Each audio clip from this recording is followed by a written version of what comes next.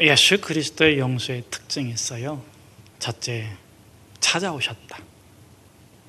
하나님이신 예수님께서 사람이 되어서 찾아오셨다는 겁니다. 둘째, 함께 아파해 주셨다. 죄가 없으신 예수님이 죄인처럼 고통을 받고 배고프고 굶주리시고 헐벗으시고 채찍에 맞으시고 인간의 육체의 아픔을 함께 아프셨다는 것입니다. 셋째, 예수님의 용서의 특징이 뭡니까? 대가를 치러주셨다. 값을 치러주셨다. 그리고 마지막 넷째가 무엇입니까? 예수님께서 어떻게 하셨습니까? 예수님이 환하게 웃으셨다. 용서의 권리를 주장하지 않으셨다는 것입니다. 왜냐하면 용서는 보복이 아니기 때문입니다. 복수가 아니기 때문입니다. 예수님의 용서는 단순한 화해가 아닙니다. 영원한 동거를 위한 용서입니다.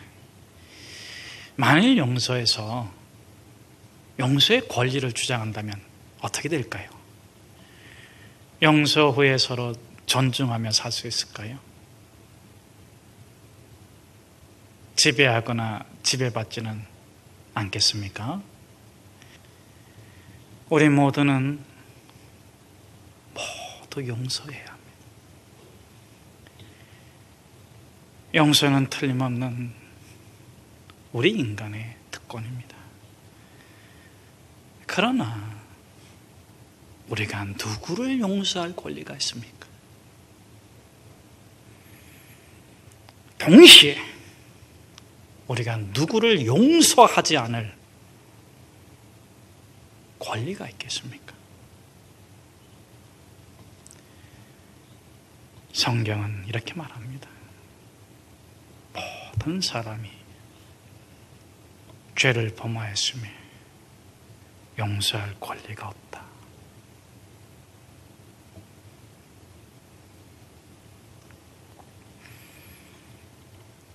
용서의 권리가 있다면 의무일 것입니다. 모든 사람이 죄를 범하였으며 하나님의 영광에 이르지 못했습니다. 그런데 예수 그리스도께서 십자가 달리신 예수 그리스도께서 우리의 모든 죄를 용서해 주신 예수님께서 우리에게 용서의 특권을 주신 거예요.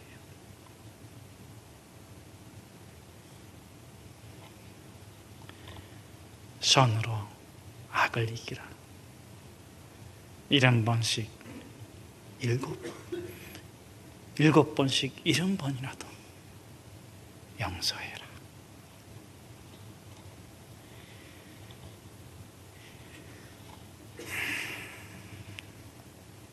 자, 우리에게 주어진 용서의 특권은 어떻게 사용되어야 합니까? 첫째, 권리에는 방향이 있습니다. 용서의 특권도 방향이 있어요. 남을 용서할 권리는 우리에게 없습니다. 하나님이 그를 용서해 주십니다. 우리는 그 하나님의 용서를 믿을 권리가 있습니다. 그러나 하나님이신 예수님께서 십자가에 죽으시고 우리의 모든 죄악을 사하시기 위해 십자가에 달려 죽으심을 우리가 믿고 구원받았으면 용서의 방향이 있습니다. 그게 뭡니까?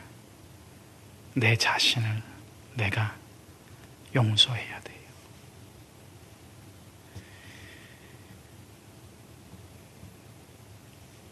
내 자신을 불의를 당하고 잘못된 일을 겪고 모순의 삶에서 고난을 받고 고통을 받는 끊임없이 화내고 있는 절망하고 있는 내 자신을 용서해 줄 특권이 있습니다. 둘째, 용서의 권리는 매번 사용해야 돼요. 안타깝게도 용서할 일은 일생에 한두 번 일어나는 게 아닙니다. 작게 일어나면 좋아요. 그러나 매번 일어나요. 매 순간. 베드로가 묻지 않습니까? 7번 용서하면 되지요. 7은 완전 숫자입니다. 정말 완전하게 7번 용서해주고, 그래도 안 되면 그냥 잊어버려요. 잊어버리고 사는데도 자꾸 달겨들면 잊혀지면 되지 뭐. 7번 용서하면 되지요. 예수님의 대답이 무엇입니까? 7번씩 70번이라도 용서해라.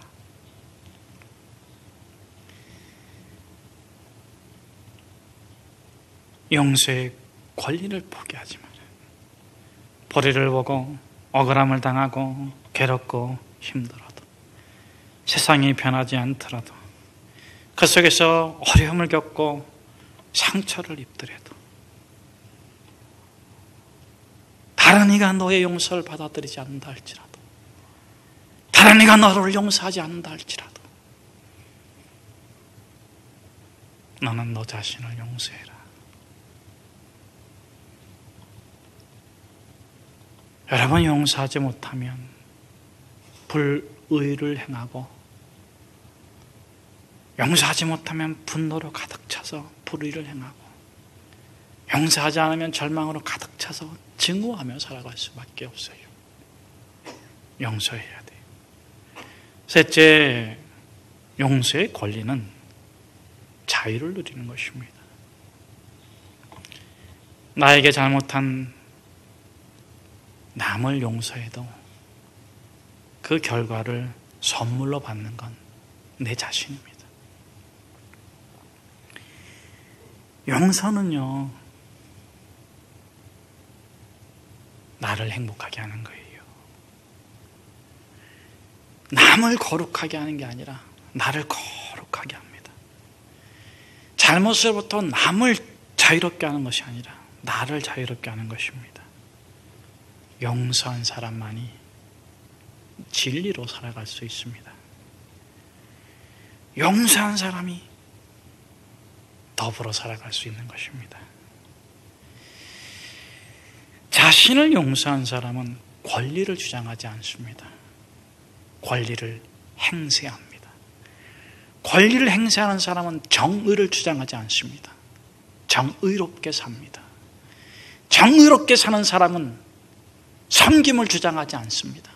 섬기고 있습니다. 정의롭게 사는 사람은 나눔을 주장하지 않습니다. 나누고 있습니다. 정의롭게 사는 사람은 사랑을 주장하지 않습니다. 사랑하고 있습니다. 정의롭게 사는 사람은 거기에 있습니다. 그곳에 있습니다. 눈물이 있는 곳에, 아픔이 있는 곳에, 회한이 있는 곳에, 통탄이 있는 곳에.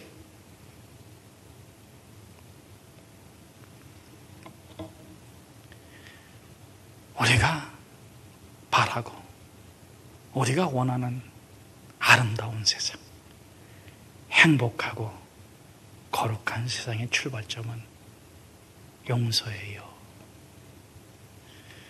여러분, 사랑의 원자탄 아시죠? 손양한 목사님 어떻게 죽었어요? 어떻게 살았어요? 순교적 삶을 사시다가 순교하셨잖아요. 우리 1절에서부터 5절까지 말씀 우리 같이 한번 함께 읽겠습니다. 첫 언약에도 섬기는 예법과 세상에 속한 성소가 있더라. 예비한 첫 장막이 있고 그 안에 등잔대와 상과 진설병이 있으니 이는 성소라 일컫고, 또 둘째 위장 뒤에 있는 장막을 지성소라 일컫나니, 금향로와 사면을 금으로 싼 언약궤가 있고 그 안에 만나를 담은 금 항아리와 아론의 쌍난 지팡이와 언약의 돌판들이 있고, 그 위에 속죄소를 덮은 영광의 그룹들이 있으니 이것들에 관하여는 이제 낱낱이 말할 수 없노라.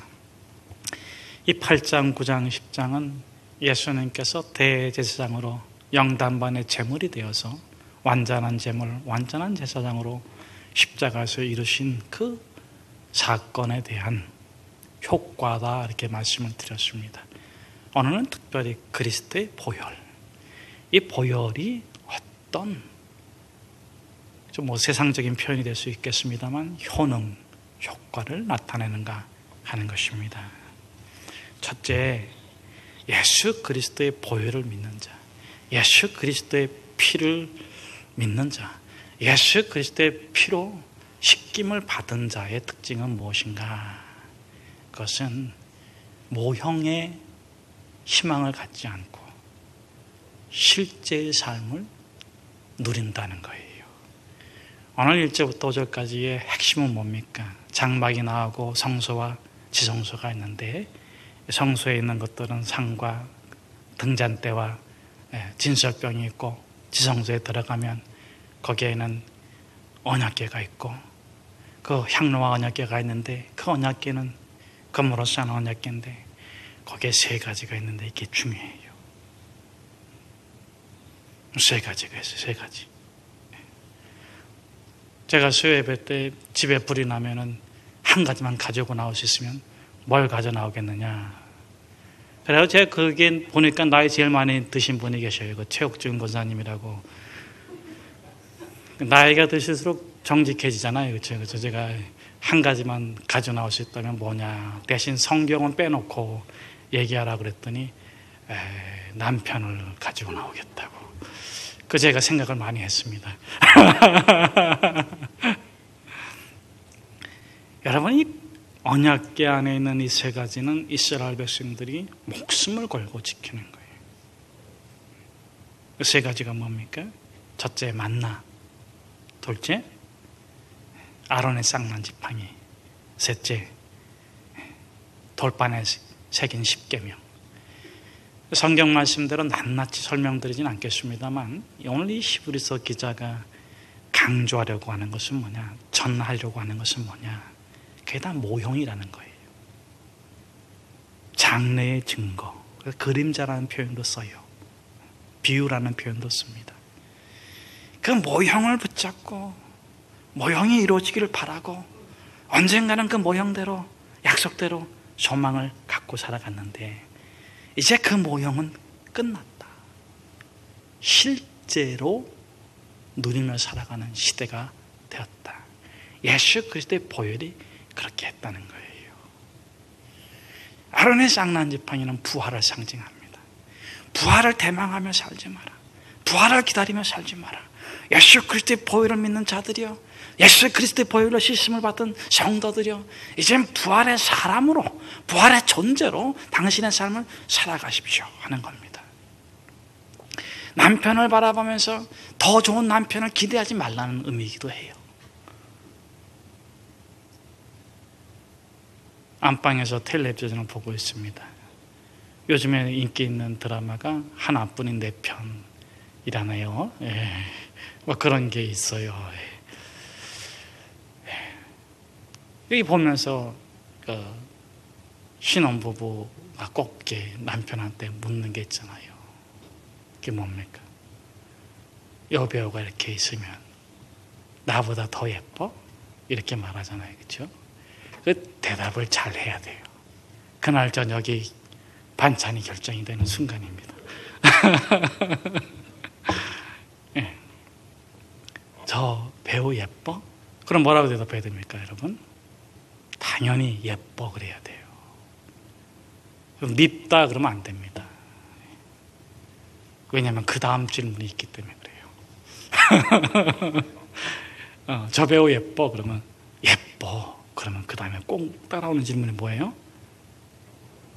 그렇죠. 그때 불고기를 얻을 수 있는 찬스입니다. 당신보다 예쁘진 않아. 할렐루야. 아멘. 그날 저녁은 아주 평안하게 잘. 이 모형 안에 있는 삶은 예수 그리스도의 언약의 피 이전의 삶은 다 모형을 보고 그림자를 보고 더 나은 것이 있고 더 좋은 것이 있고 더 뛰어난 것이 있기 때문에 그것을 추구하고 부러워하고 그렇게 살아왔다는 거예요.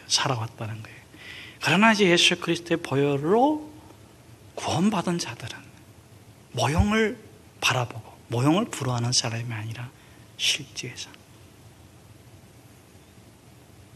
내 남편이 최고구나.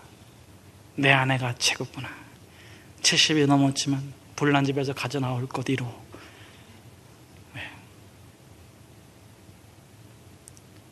그렇게 정말 사실이 되는 삶. 그 무엇도 부럽지 않은, 그 무엇도 아쉽지 않은, 지금 여기 하나님이 나에게 주신 가정과 식구와 일과 삶의 터전과 시간과 때로는 그것이 아픔일지라도 때로는 그것이 즐거울지라도 그것을 통해서 이루실 하나님의 영광이 이미 그 안에 있기에 그것을 행복해하고 즐거워하고 기뻐하고 영원히 함께할 순간으로서의 삶을 누리시기를 축복합니다.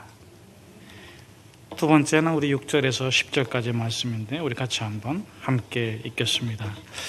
이 모든 것을 이같이 예비하였으니 제사장들이 항상 첫 장막에 들어가 섬기는 예식을 행하고 오직 둘째 장막은 대제사장이 홀로 1년에 한 번 들어가되 자기와 백성의 허물을 위하여 드리는 피 없이는 아니하나니 성령이 이로써 보이신 것은 첫 장막에 서 있을 동안에는 성소에 들어가는 길이 아직 나타나지 아니한 것이라. 이 장막은 현재까지의 비유니 이에 따라 드리는 예물과 제사는 섬기는 자를 그 양식상 온전하게 할 수 없나니 이런 것은 먹고 마시는 것과 여러 가지 씻는 것과 함께 육체의 예법일 뿐이며 개혁할 때까지 맡겨둔 것이니라. 그리스도의 보혈이 어떤 세상으로 바꾸어 놓았는가, 그 효능이 무엇인가, 효과가 무엇인가 하는 거예요. 복잡하게 설명도 했지만 간단하게 말하면 성소와 지성소가 하나가 되었다. 대제사장과 예배드리는 백성들이 동등하게 되었다. 구별과 구분이 사라졌다. 이방인은 뜰에서 예배드리고 유대인은 장막에 들어갈 수 있고 대제사장은 1년에 한 번만 지성소에 들어갔는데 예수 그리스도의 피가 모든 죄를 사함으로 성령님께서 모든 그리스도를 부르는 자들에게 임하심으로 만인 제사장 되었다. 누구든지 언제든지 어떤 사람이든지 막힘이 없이 장애가 없이 하나님의 보좌 앞으로 나아갈 수 있게 된 것입니다. 하나님께 나가는 자는 반드시 그가 계신 것과 그가 또한 자기를 찾는 자들에게 상 주시는 이심을 믿어야 할지니 영원히 사랑하시고 항상 기뻐하시는 그 하나님께서 그런 차별과 구별을 없애셨다. 그것을 누리며 사시는 저와 여러분 되기를 주의 이름으로 축복합니다. 우리 11절에서 15절 말씀을 우리 같이 한번 함께 읽겠습니다. 예, 그리스도께서는 장래의 좋은 일의 대제사장으로 오사 손으로 짓지 아니한 곧 더 크고 온전한 장막으로 말미암아 염소와 송아지의 피로 하지 아니하고 오직 자기의 피로 영원한 속죄를 이루사 단번에 성소에 들어가셨느니라. 염소와 황소의 피와 및 암송아지의 죄를 부정한 자에게 뿌려 그 육체를 정결하게 하여 거룩하게 하거든 하물며 영원하신 성령으로 말미암아 흠없는 자기를 하나님께 드린 그리스도의 피가 어찌 너희 양심을 죽은 행실에서 깨끗하게 하고 살아계신 하나님을 섬기게 하지 못하겠느냐. 이로 말미암아 그는 새 언약의 중보자시니 이는 첫 언약 때 범한 죄에서 속량하시려고 죽으사 부르심을 본 자로 하여금 영원한 기업의 약속을 얻게 하려 하심이라. 그리스도의 피는 용서입니다. 용서의 효과가 무엇인가? 효능이 무엇인가? 용서는 함께 더불어 사는 것인데 우리로 더불어 살지 못하게 하는 것을 오늘 본문에서는 세 가지로 말씀하고 있어요. 첫째는 무엇입니까? 모형, 실체를 갖지 못한 것. 그러나 이제 그리스도께서 이 땅에 오시고 보혈을 흘려주심으로 천국이 우리 가운데 임한 줄로 믿습니다. 진리의 말씀이 우리의 심령 가운데 살아계신 줄로 믿습니다. 실체, 영원한 생명 우리가 이미 얻은 줄로 믿습니다. 두 번째는 무엇입니까? 더불어 사는 것.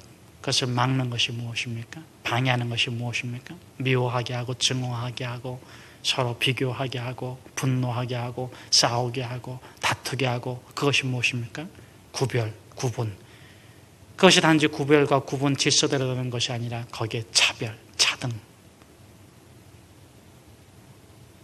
그로 인해서 쟁투와 투쟁이 끊임없이 일어나는 이 세상이지만 예수 그리스도의 보혈을 의지하는 자는 성령이 도우셔서 그 구별과 차별을 녹여내고 함께 살아갈 수 있는 것입니다. 세 번째로 우리가 함께 살아가게 하지 못하는 것이 무엇인가? 양심이에요. 양심. 나를 제일 사랑하는 게 누굽니까? 그러니까 하나님은 이제 좀 잠깐 빼놓고 얘기하는 거예요, 우리가. 지금 교회에서 뭐든지 물어보면은 이렇게 하나님 그러면 그럼 우등생이 되잖아요. 근데 그건 빼놓고 얘기해 봅시다. 여러분, 나를 제일 사랑하는 게 나예요. 그냥 나를 제일 미워하는 게 누굽니까? 나예요, 나. 그 양심이 양심. 양심이 나를 괴롭혀.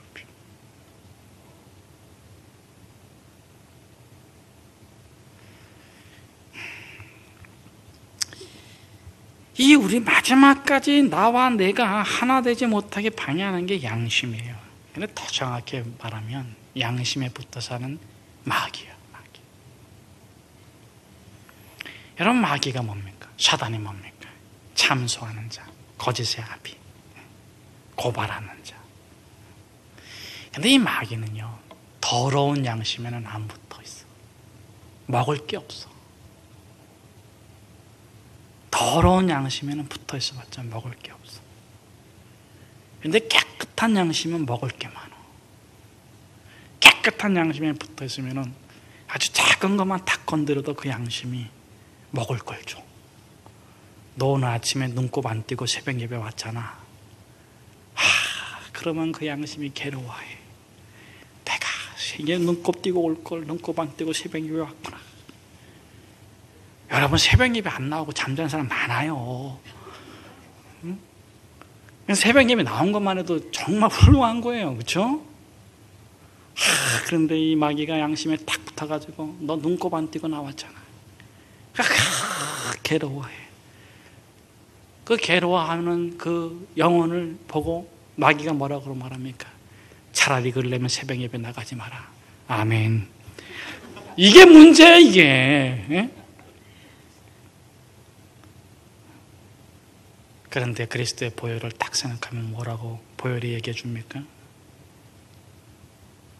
너 믿지 말고 예수를 믿어라. 너의 행위에 의지하지 말고 예수를 믿어라. 너의 지식과 판단에 의지하지 말고 기도해라. 최선을 다하지만 하나님께 맡겨라. 열심히 땀을 흘리지만 하나님을 의지해라. 너는 너 자신으로 거듭난 존재가 아니라 예수 그리스도의 보혈로 거듭난 하나님의